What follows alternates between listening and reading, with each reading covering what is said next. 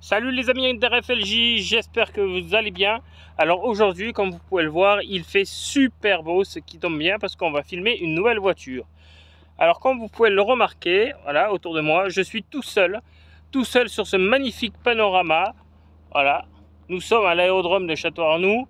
C'est un endroit qui est magnifique pour filmer une nouvelle voiture. Cette nouvelle voiture, c'est une voiture électrique, voiture française que vous allez découvrir tout de suite après le jingle. Restez ici.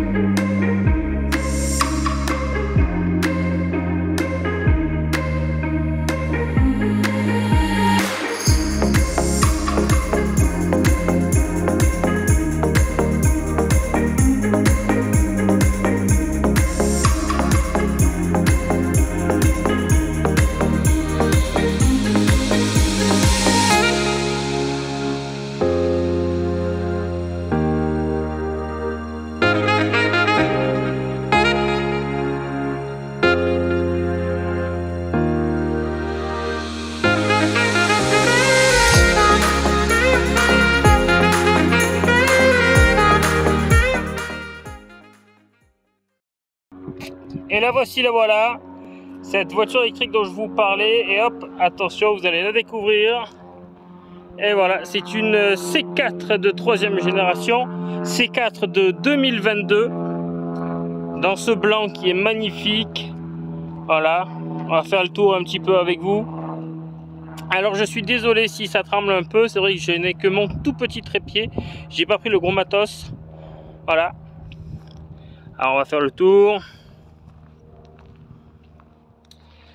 Donc C4 de 2022, ce n'est pas une C4 comme toutes les autres, c'est une IC4, donc c'est une C4 électrique.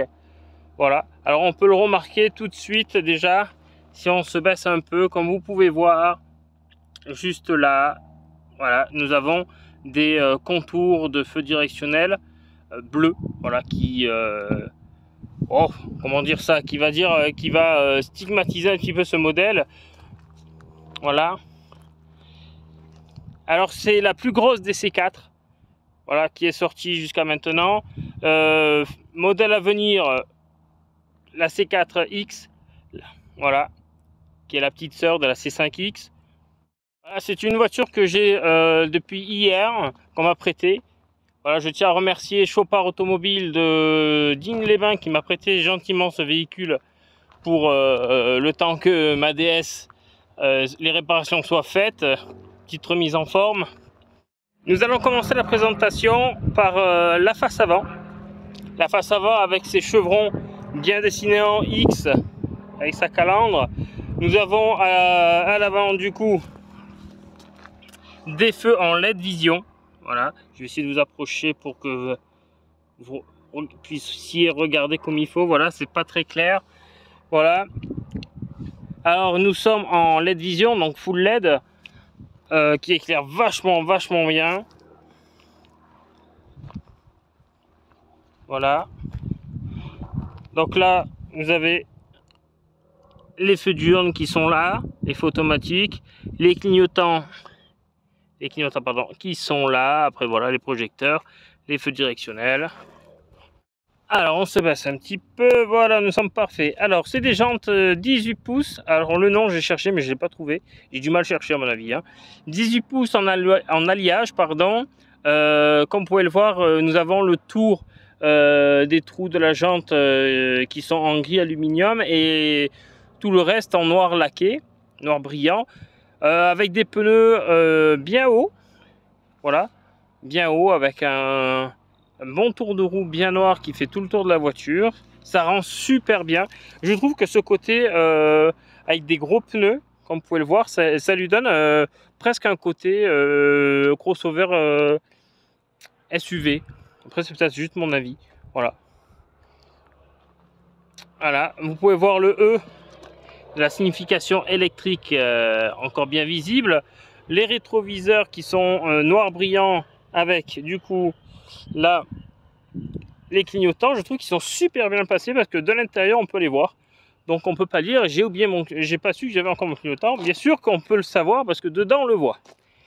Voilà, encore une dénomination bleue pour l'électrique. Les poignées noires du véhicule. Je trouve que en blanc ça aurait un peu effacé un peu le. Mais là, franchement, j'aime beaucoup. Voilà, on va continuer tranquillement. On peut voir que la signature des vitres est super sympa. Voilà, super sympa. Moi, j'aime beaucoup. Le véhicule est vachement lumineux. On va tourner. Voilà, vous pouvez voir du coup que c'est bien une IC4. IC4. Voilà. Je vous laisse admirer un petit peu le véhicule. La belle signature arrière de cette Citroën. Citroën IC4 du coup, comme j'arrête pas de vous le dire. La caméra de recul avec le sigle Citroën, les chevrons. Le petit aileron, toujours en noir laqué aussi. Le feu anti-brouillard que vous pouvez voir tout en bas, au milieu. Voilà. Le petit déflecteur d'air, très sympa. Enfin, déflecteur d'air, oui et non. Voilà. Qui est super sympa. Je trouve que ça donne un côté un peu carré, un peu à l'arrière du véhicule. C'est sympa. Nous allons passer sur le... Voilà. Nous avons la trappe à essence. Eh ben non, c'est une trappe électrique. Pour charger le véhicule, bien sûr. Hein. Il vous est mentionné du coup ici que c'est un véhicule électrique et le mode d'emploi. N'essayez pas de mettre de l'essence ou du gasoil, ça ne fonctionnera pas. Il suffit juste de appuyer pour fermer. Donc l'autre côté c'est le même. Hein. Ils n'ont pas fait un côté Picasso. Nous allons parler un peu dimension, proportion de cette énorme C4, IC4 de 2022. Finition fil 3e génération, donc comme vous pouvez le voir c'est une berline. Elle a plutôt des airs un peu légers de crossover, un poil SUV à cause de ses jantes. Comme vous pouvez le voir, j'ai levé un peu le capot de la bête pour examiner le monstre qu'il y a sous le capot. Monstre de 136 chevaux. Et oui, vous avez bien entendu, 136 chevaux. 100 kW. Voilà, voilà. On apprécie le cœur de la bête. Ça va, hein, on dirait un moteur basique en fait. En vrai, il n'y a pas grand chose qui change d'un moteur thermique, sauf qu'il n'y a pas le moteur thermique du coup. C'est vachement sympa à voir. Je sais pas ce que vous en pensez. Alors on va parler un petit peu proportion, dimension, hein, comme j'arrête pas de vous le dire. C'est une voiture qui a 260 Nm de couple, ce qui est pas mal franchement. 136 chevaux, 260 Nm de couple. Moi je vous dis, elle a plusieurs modes de conduite en plus et en mode sport, ça décape. Alors, en largeur, cette voiture fait 1,83 m de large. C'est quand même pas mal, hein. Moi je trouve que c'est quand même pas mal. 1,83 m de large. En longueur, on est sur du 4,36 m. Je vais reculer un peu. Voilà, 4,36 m de longueur. Et en hauteur, 1,50 m. C'est raisonnable. Bien sûr, un peu plus avec le capot levé. Hein. Hop, ça tremble un peu. Oh là là, j'ai failli me casser la gueule. On va aller vers le coffre. Le coffre, on va l'ouvrir, tiens. Ça va nous faire plaisir. Allez hop, on s'approche. Alors le bouton, il est juste en dessous. Attendez, je ne vois pas ma main, il est là. Voilà, hop là. Voilà, nous avons quand même un coffre qui est assez grand. Un coffre assez grand. Il fait à peu près 380 litres dans cette position. Et on peut atteindre jusqu'à 1250 litres avec tous les sièges rabattables. Donc avec banquette de tir entière. Basique, hein. Comme vous pouvez le voir, il y a des rangements un peu là. Des rangements là. Et si on secoue, hop, qu'est-ce qu'il y a? Eh ben, on a le câble de charge. Voilà, qui est assez haut, hein, quand même. Et puis, il n'y a que ça. Hein. Hop, on va refermer tout ça. Alors, c'est assez dur à fermer. Il faut vraiment avoir le coup de main parce que il peut vraiment vous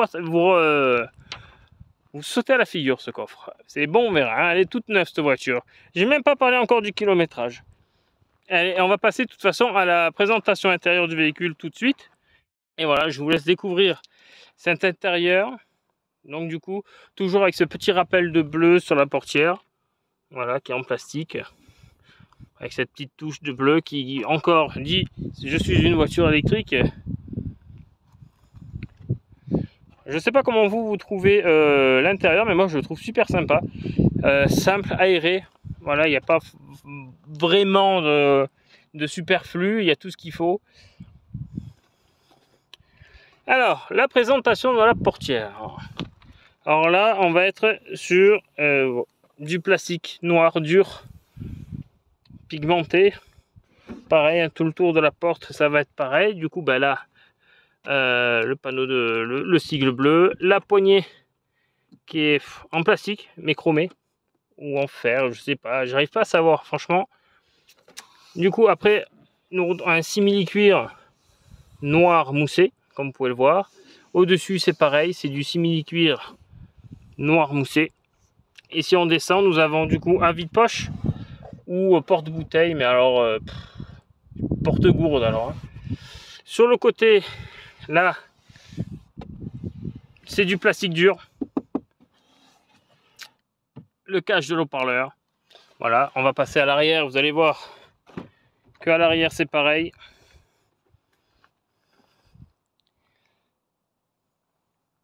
Voilà, hein, on a la même chose du coup à l'arrière avec ce signe bleu aussi, cette poignée de porte, le simili au même endroit. Voilà. Non, c'est une voiture qui est vachement sympa. Les sièges du coup, si on va passer un peu à la présentation des sièges. Les sièges, comme vous pouvez le voir, voilà, ils sont en biton, gris foncé, gris clair, avec une touche de noir en simili-cuir sur les appuis-tête, sur les hauts des sièges et sur les reposes derrière les genoux. Voilà, les assises. C'est très confortable, moi je les trouve super confortables. On est super bien assis dedans.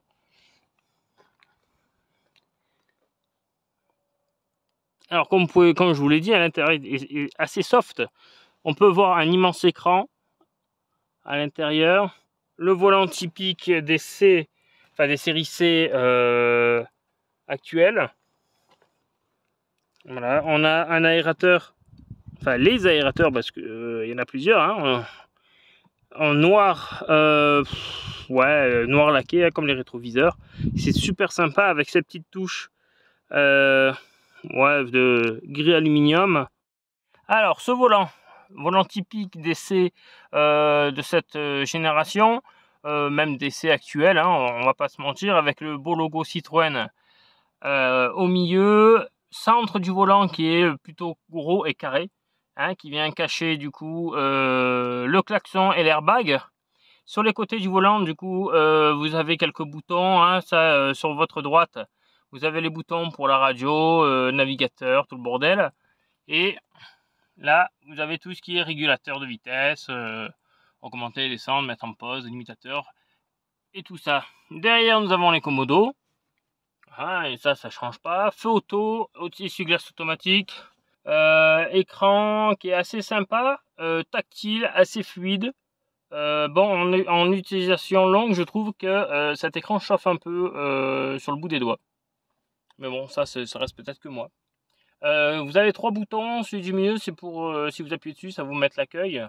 Celui de gauche, c'est pour avoir un peu les réglages de la voiture et pour allumer l'écran sur votre droite. Au centre, vous avez les aérateurs avec les warnings et le verrouillage automatique des portes, les réglages des volets des aérateurs. Et si vous descendez un peu, en noir laqué, vous avez tout ce qui est réglage de la climatisation Bison automatique avec le chauffage, le vent, tout le bordel. Hein, on ne va pas se le faire, on a l'habitude. Après, on a des vides-poches. Moi, j'appelle ça des compartiments vide-poche, hein, avec une prise 12 volts. La console centrale, noir laqué, qui rend extrêmement bien. Alors, comme vous pouvez le voir, il n'y a pas de pommeau de vitesse en mode automatique. Parce que du coup, c'est une boîte auto, vu qu'il n'y a qu'un seul rapport. Vous avez juste, du coup, hop là, 3 boutons sur votre gauche. Le P pour parc, au milieu c'est la sélection avec du coup la molette qui se trouve au milieu de la console centrale. Vous poussez en avant pour reculer, vous mettez au milieu pour neutre et vous descendez pour drive. Après vous avez un petit bouton là, B. Du coup le vendeur, celui qui m'a prêté la voiture, m'a expliqué que du coup c'était un bouton que j'ai pu tester d'ailleurs, hein, pour récupérer de la charge en freinant et en ralentissant. Alors quand vous appuyez dessus, on sent tout de suite que le véhicule freine de lui-même comme un frein électrique. Et ça fait du coup, ça refait de la batterie. Sur votre droite, vous avez le drive mode, c'est pour le mode éco, mode normal ou mode sport. Là, vous avez un petit bouton électrique avec un bouton électrique, oui, un bouton électrique, mais avec comment dire, avec un sigle d'un éclair. Ça, c'est pour programmer via l'écran là. C'est pour programmer la charge du véhicule quand il se branche. Et bien sûr, après, vous avez le frein de parc. Vous avez là, du coup, de magnifiques ranges gobelets, hop, qui se ferment comme ça. Voilà, c'est assez sympa. Et bien sûr, voilà, hop, qui se pousse et qui se tire. C'est assez sympa. Et du coup, on va pouvoir passer à l'arrière. À l'arrière, du coup, comme vous pouvez le voir, c'est pareil qu'à l'avant, hein. Sur hop là, c'est pareil qu'à l'avant. Voilà. Et là, on va se retrouver avec au centre 2 aérateurs, comme sur une bonne berline de luxe, avec en bas deux prises, une prise USB, une prise type C. Et on va détailler un peu les sièges de l'arrière. Alors c'est les mêmes bitons qu'à l'avant, du coup avec le simili qui va sur les 3 sièges, le gris avec les surpiqûres en gris comme vous pouvez voir qui est super sympa, le simili, je viens de redécouvrir un peu cette voiture chaque fois que je la regarde. C'est vrai qu'en fait elle est surpiquée en bleu sur le simili cuir comme sur le bas des banquettes. C'est super beau, c'est un super détail que je viens de remarquer. On va regarder un peu les sièges à l'arrière du coup aussi. Donc les surpiqûres sur le simili, sur la tête, sont en gris. Et sur le bas, ils sont en bleu. C'est assez super sympa. Voilà, bon là vous avez les tapis. Il y a ma sacoche qui a rien à foutre là, mais elle est là. Des vitres qui sont assez grandes quand même. Donc du coup, voilà, hein, je vous donne un peu la vision de l'arrière que vous pouvez voir. Il n'y a pas d'essuie-glace au fait à l'arrière. Bon, de toute façon, avec ça gêne pas forcément. Voilà. C'était pas prévu, mais je vais vous faire la présentation du coup de l'écran compteur, l'écran LED du coup avec vous pouvez le voir du coup toutes les informations. Donc là vous pouvez bien voir que du coup je suis bien à l'arrêt à 0 km/h. Je ne filme pas en conduisant, hein. Je suis tout seul. Vous voyez le voyant parc sur votre droite, le voyant batterie, le voyant frein de parc. Comme quoi j'ai pas ma ceinture. Eh ben oui, c'est normal, je filme. Au milieu, vous pouvez bien voir qu'il y a 3 sigles. Un sigle vert charge, un sigle milieu à l'écho bleu et un sigle power blanc. Alors ça, c'est comme un contour si vous voulez. Quand vous conduisez, vous avez un petit trait blanc entre charge et écho. Ça, c'est le point neutre. Ça, c'est quand on roule à 0 km/h, on est là. Quand vous appuyez doucement sur l'accélérateur, du coup, vous avez la petite barre qui va se déplacer du côté droite vers l'écho. Plus vous appuyez, plus ça va aller vers l'extérieur de l'écho et ça va aller dans power. Quand vous sortez du mode écho, ben, bien sûr, c'est que du coup, vous n'êtes plus en mode écho. Vous roulez plein pouvoir, quoi.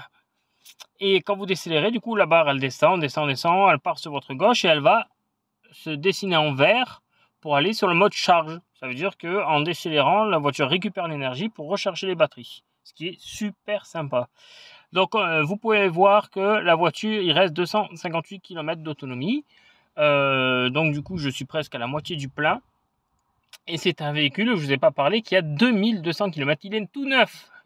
Tout neuf. Il date de janvier 2022, ce véhicule. Il est tout neuf. Charge de batterie, environ en charge lente, prise normale 220, vous en avez pour entre 8 et 10 heures. peu près. Et autonomie 320 km. Voilà, moi elle m'a été donnée avec 302 km d'autonomie. Est-ce que la charge était pleine? Je ne sais pas. Voilà. Donc pour démarrer, je vais vous faire la présentation de démarrage. Vous appuyez avec le pied droit bien sûr, et pas le pied gauche. Le pied gauche vous laissez bien de côté, hein, comme une boîte auto. Vous appuyez sur le frein. Et là, hop, vous avez une clé. Voilà. Petite clé. Donc vous restez appuyé. Donc là on va rester appuyé. Hop, ça y est, ready. Donc là, vous pouvez voir, ça y est, la voiture est en route. Alors, vous entendez rien, c'est normal. Vous avez le petit voyant des portes qui se sont ouverts. Éteignez le véhicule avant de partir. Bah oui, mais non, mais je vais pas partir, mon coco. Hein. C'est bon, tu peux te détendre.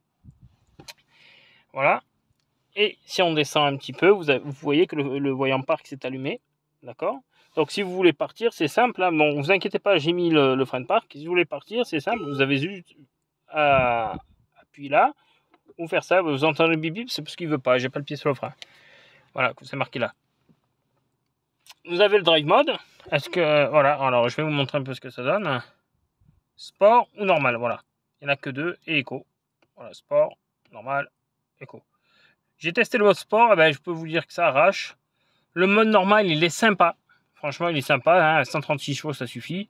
Et le mode éco, ben, c'est vraiment quand on sent qu'il faut qu'on aille quelque part loin et qu'on n'a pas forcément trop de batterie, qu'on sait qu'on ne va pas pouvoir charger avant d'être là-bas.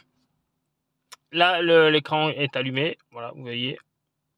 C'est assez sympa. Vous avez le rayon musique, Bluetooth, tout ce qui va avec. Donc là, on est sur le dessus. Voilà. Bon, les copains, cette vidéo vient à sa fin. C'est une vidéo du coup qui a été ma première à moi. Soyez indulgents vraiment parce que tout seul, on n'a pas le même tempo. C'est vrai que là, je viens vraiment de comprendre ce que Lolo, mon cher fidèle compagnon de vidéo, quand il fait les vidéos tout seul, qu'est-ce qu'il endure ou pas? Parce que c'est vrai que moi, j'ai trouvé que c'était vachement plus dur tout seul parce qu'il n'y a pas le même tempo, il n'y a pas le même rythme. Donc, cette vidéo touche à sa fin. J'espère quand même qu'elle vous aura plu. Bon, ça va pas être une vidéo, je pense, de ouf parce que c'est ma première. Mais arrêtons les dénigrations là. Comme d'habitude, n'hésitez pas à liker, partager, tout le tralala, hein, commenter et surtout n'hésitez pas à vous abonner. Mettez la petite clochette. Hein, c'est sympa de savoir quand nos vidéos sortent. Et puis je vous dis à bientôt les amis. Passez une bonne soirée, une bonne journée, une bonne matinée, bon café, bonne soupe et à bientôt.